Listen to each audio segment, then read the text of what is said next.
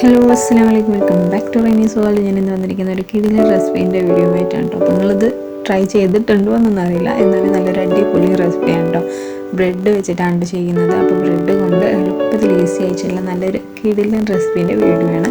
അപ്പോൾ അതിലേക്ക് കിടക്കുക. അതിനായിട്ട് ഞാനിവിടെ എടുത്തിട്ടുള്ളത് ഒരു 5 ബ്രെഡാണ് കേട്ടോ. പിന്നെ ഒരു എഗ്ഗ്, അതേപോലെ തന്നെ കുറച്ച് വെളുത്തുള്ളി, പിന്നെ ചെറുതാക്കി അരിഞ്ഞ് വെച്ചിട്ടുള്ള ഒരു ഉള്ളിയാണ് എടുത്തിട്ടുള്ളത്. പിന്നെ ചെറിയൊരു കഷ്ണം പച്ചമുളക്, പിന്നെ കുറച്ച് കറിവേപ്പില, പച്ചമസാല, ഇത്രയും ഐറ്റംസ് ആണ് ഉള്ളത്.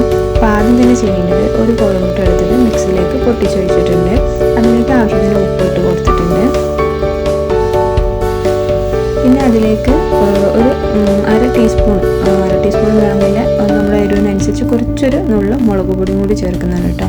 അതിനുശേഷം അതിലേക്ക് ഞാൻ 2 ടേബിൾ സ്പൂണോളം സുർക്ക വിനാഗിരി ഒഴിച്ച് കൊടുത്തിട്ടുണ്ട്. അതിനുശേഷം ഒരു ഏകദേശം കുറച്ച് ഒഴിച്ച് കൊടുക്കട്ടോ. കുറച്ച് ഓയിൽ ഒഴിച്ച് കൊടുത്തിട്ടുണ്ട്. വെളുത്തുള്ളിയും കൂടി ചേർത്തിട്ട് നന്നായിട്ടൊന്ന് മിക്സ് ചെയ്തെടുക്കാം കേട്ടോ. ഓയിൽ ഒരു അരക്കപ്പോളം ഞാൻ ചേർക്കുന്നുണ്ട്. പിന്നെ കുറച്ച് നന്നായിട്ട് നമ്മൾ മയോണൈസൊക്കെ ഉണ്ടാക്കുന്നില്ലേ, ആ ഒരു രീതിയിലാണ് ചെയ്തിട്ടുള്ളത്. അപ്പോൾ നന്നായി തിക്കായി വരുന്ന സമയത്ത്, തിക്കായതിനു ശേഷം നമ്മൾ അരിയൊക്കെ കളഞ്ഞിട്ടുള്ള ആ ബ്രെഡും കൂടി ഇതിലേക്ക് ഇട്ടിട്ട് ജസ്റ്റ് ഒന്ന് അടിച്ചെടുക്കട്ടെ. ഒരുപാട് നല്ല ജസ്റ്റ് ഒന്ന് അടിച്ചെടുത്തിട്ട് ഈ ഉള്ളി, പച്ചമുളക്, കറിവേപ്പില, പച്ചമസാല നമ്മൾ അരിഞ്ഞ് വെച്ചിട്ടില്ലേ, അതിലേക്ക് ഇത് കൂടി ചേർത്തിട്ട് നന്നായിട്ടൊന്ന് മിക്സ് ചെയ്തെടുക്കാണ്ട് ചെയ്യുന്നത്.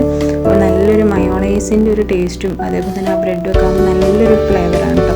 ജസ്റ്റ് എല്ലാവരും ഒന്ന് ട്രൈ ചെയ്ത് നോക്കാം. അപ്പോൾ ഇതേപോലെ ഞാൻ നന്നായിട്ട് മിക്സ് എടുത്തിട്ടുണ്ട് കേട്ടോ. അപ്പോൾ ഉപ്പൊക്കെ നമ്മൾ ഓൾറെഡി ഇട്ടിട്ടുണ്ടല്ലോ. അപ്പോൾ ജസ്റ്റ് ഒന്ന് ആ സമയത്ത് ചെക്ക് ചെയ്യുക. ഒരുപാട് ഉപ്പൊന്നും ആവില്ല, കാരണം ബ്രെഡ് ആകുമ്പോൾ ഒരുപാട് ഉപ്പിൻ്റെ ആവശ്യം വരുന്നില്ല. അപ്പം നല്ല ചൂടായ എണ്ണയിലേക്ക് നമ്മൾ ഇട്ടിട്ട് ഇതേപോലെ നന്നായിട്ട് ട്രൈ ചെയ്തെടുക്കുക കേട്ടോ. അപ്പോൾ ഒരു അടിപൊളി സ്നാക്കാണ്. അപ്പോൾ ഈസിയാണ്. എല്ലാവരും ഒന്ന് ട്രൈ ചെയ്തൊക്കെ ചെയ്തിട്ട് അതിൻ്റെ ഫീഡ്ബാക്കും കാര്യങ്ങളൊക്കെ ഒന്ന് അറിയിക്കാം കേട്ടോ. അപ്പോൾ താങ്ക് യു ഫോർ വാച്ചിങ്.